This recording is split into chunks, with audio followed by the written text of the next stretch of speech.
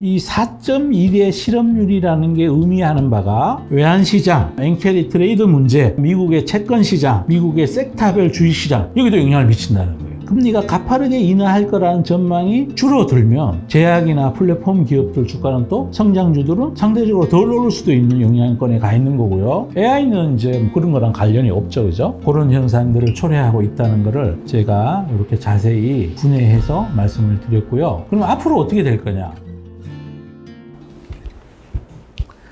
미국 매크로 얘기 좀 해드리려고 그래요. 이건 좀 중요할 수 있어요. 그러니까 우리 고객님들 이거 오늘 요 얘기는 꼭 잘 소화해 내셔야 돼요. 자, 우선 첫 번째 어떤 지표인지부터 시작할게요. 미국 실업률이 4.1%로 나왔어요. 4.1%라는 거는요, 5% 이하를 우리가 완전 고용이라 그럴 때 4.1%면 그야말로 초호황을 얘기하는 거예요. 고용 측면에서 보면. 그리고 또 하나, 요게 또 중요한 이유가 다를 때랑 또 다른 의미를 갖고 있는데, 그건 왜 그러냐 하면 이번에 9월 FOMC에서 빅스텝으로 50bp를 금리를 내렸잖아요. 내릴 때 파월 의장이 뭐라고 얘기했냐 하면, 첫째, 미국 경제가 많이 나빠서 내리는 게 아니다. 그러니까 경기 둔화 우려를 갖지 말으라고 인터뷰에서 분명히 얘기를 했고, 그 다음 두 번째, 내가 그럼에도 불구하고 50bp를 연준이 내리는 이유는 미국의 실업률이 4.5를 넘는 것을 보기 싫다. 4.5 이하에서 관리되는 것을 나는 원한다.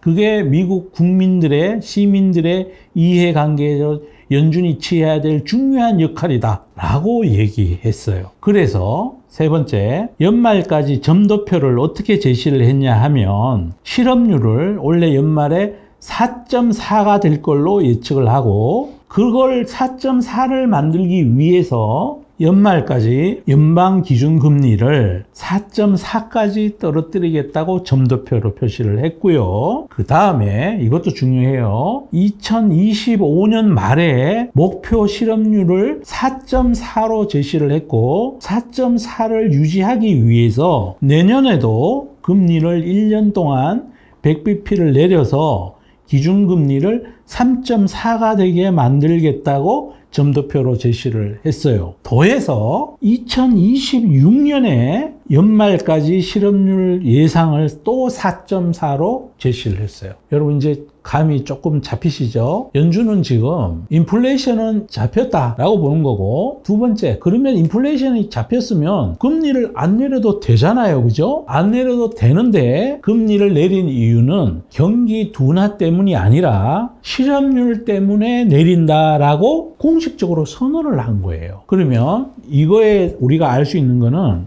경기 둔화 우려는 생각보다가 많지 않다라는 걸 눈치를 채야 되고, 두 번째, 앞으로 데이터가 잘 나오면 연준은 금리를 덜 내릴 거다라는 거를 우리가 확인할 수 있고, 그날 파월 의장이 또 뭐라고 얘기했냐 하면, 제 기억 속에 또렷한데, 앞으로 제로금리 가거나 뭐 금리가 현저히 낮아지는 그런 상황은 여러분 꿈꾸지 마세요 라고 얘기했어요. 일방적으로 금리가 막 경기가 태행해서 밑으로 많이 내려가는 국면은 상정하지 말아라고 얘기를 한 거예요. 자, 그걸 이런 사항을 이제 파악을 하시면, 그런 다음에 우리가 시장에 일어난 변화를, 몇 가지 변화를 말씀을 드릴게요. 우선 첫 번째, 연준이 빅스텝을 하고 나니까 그 당시에 일본의 중앙은행의 스탠스는 11월 달, 12월 달에 금리를 올리는 전망이었어요. 연준은 빅스텝을 하고 일본은 금리를 올린다 그러니까 엔화가 급등을 했어요. 150엔대 있던 엔화가 141엔대까지 급등을 했고, 우리 원화도 1300원대 후반에 있던 원화가 1300원대 초반까지 밀려 내려왔어요. 그 다음에 이시바 총리가 새로 부임을 해서 선임이 돼서 이 사람이 뭐라고 일본의 우에다 총재를 불러서, 야, 금리 인상하지 마. 나는 디플레이션을 타파하는데 정책 몇%를 더 줄 거야. 그러니까 일본의 금리 인상 우려가 완화가 됐어요. 완화가 되니까 엔화가 움직이기 시작을 했고요. 위로 올라가기 시작했다는 얘기죠. 우리 원화도 위로 올라가기 시작을 했고요. 환율이 약세를 갔고요. 그 다음에 또 무슨 일이 있었냐? 지난 금요일에 실업률 4.1이 발표된 거죠. 그 얘기는 연준이 앞으로 미국이 금리를 급하게 빨리 내릴 이유가 없다는 것을 지표가 얘기해주고 있는 거예요. 그러니까 외환시장이 어떻게 되겠어요? 그럼 엔화가 다시 약세로 가는 거고 금리를 일본은 안 올린다고 그러고 미국은 적게 내려도 되는 국면에 가니까 자연스럽게 엔화는 강세 가던 흐름을 멈추고 약세로 갔고 앵페리 트레이드 우려는 이제 완전 물 건너간 거죠. 우리 원화도 갑자기 위로 올라가기 시작했고 경기 민감 우려도 필요 없어진 거고 그러니 미국에 그걸 맞춰서 AI 하드웨어 쪽에서 계속 좋은 얘기들이 나오니까 엔비디아 주가가 오르고 있는 거예요. 이게 다 연결되어 있는 거예요. 주식시장에도 영향을 미쳤고 또 실업률 4.1이 나오니까 잽싸게 3.6 얼마까지 떨어졌던 10년물 미국 금리가 다시 4%대로 올라갔어요. 채권시장 투자가들은 패닉이죠. 순식간에 일주일 만에 막 두레이션 10년짜리를 들고 있었다 그러면 그 0.4가 움직인 거니까 4%가 자기 평가액이 줄어드는 거죠.